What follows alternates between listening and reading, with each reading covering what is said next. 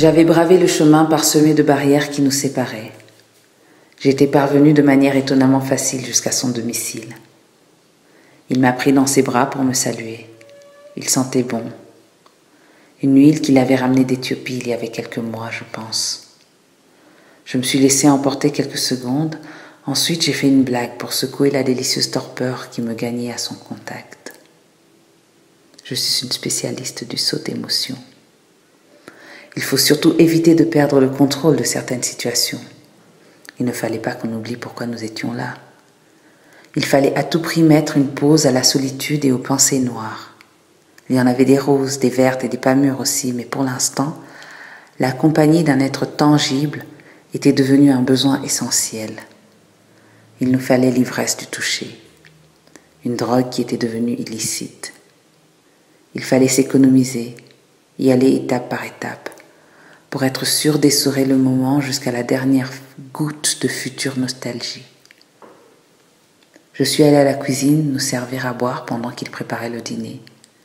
Comme à son habitude, il avait fait un repas rapide et improvisé, d'une main qui dansait des gestes sans effort, avec la grâce de l'assurance. Il savait que peu importe l'expérience qu'il entreprendrait, je serais comblée et je me resservirais. Je l'observais s'affairer, silencieusement appuyé sur la table en face de l'évier. La vaisselle était empilée dans une vision d'horreur qui aurait autant pu être une œuvre d'art contemporaine, reflétant l'abdication de soi-même.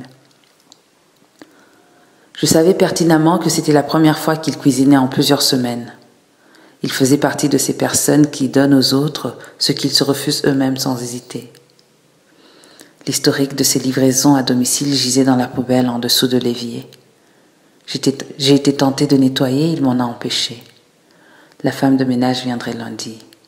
On était samedi soir.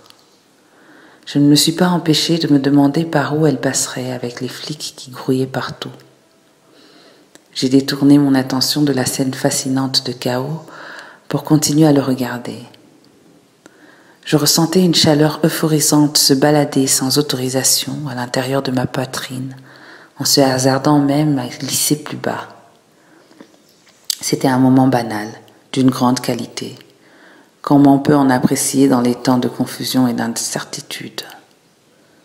Nous nous sommes permis de nous voir pour célébrer ensemble les résultats négatifs de nos tests au virus géolier qui incarcère le monde entier en ce moment. J'avais espéré en vain que le sujet ne revienne pas sur le tapis. Il a accaparé le plus clair de la soirée, sous forme d'un concert de charité en ligne organisé par Lady Gaga. Des artistes mondialement reconnus, méconnaissables dans leur apparence de tous les jours, qui chantaient dans leur salon. Je l'ai enduré en sirotant mon vin plus rapidement que de coutume. Je ne pouvais plus souffrir d'entendre les mêmes slogans, le même sujet, abordé du même angle, chacun chez soi, laver les mains régulièrement, faire les parodies de nos chansons préférées pour faire face au déroutement général. Partout. Le monde virtuel où nous habitions tous désormais était plus infecté que les rues qu'on fouillait. Finalement, mon supplice a pris fin avec le concert et nous avons pu enfin écouter du jazz gitan. Nous étions déjà pompettes et pour imiter le temps présent qui s'était extrait du temps manufacturé, nous flottions. Comme des météorites dans un espace mental qui s'était dilaté sur plusieurs étendues du jour au lendemain. Contrairement aux astéroïdes, nous avions une idée plus ou moins concrète d'où nous atterririons. La pièce était rouge. Nous avions fini les 2 bouteilles de vin et entamé la grande traversée vers le whisky. Au moment où j'allumais ma 100e cigarette, il m'a demandé si je danserais pour lui, les seins nus. Je n'ai pas objecté. Je trouvais que la situation s'y prêtait parfaitement, comme dans tous les temps de guerre.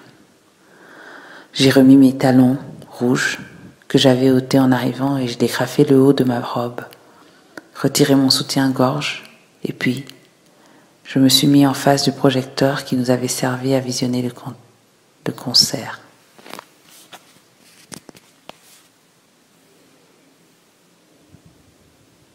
Je me suis offerte à la sensualité du moment, en donnant mon corps à la musique et à la lumière, langoureusement. J'ai dansé. pénétré par la fatalité qui caractérisait l'époque que nous vivions.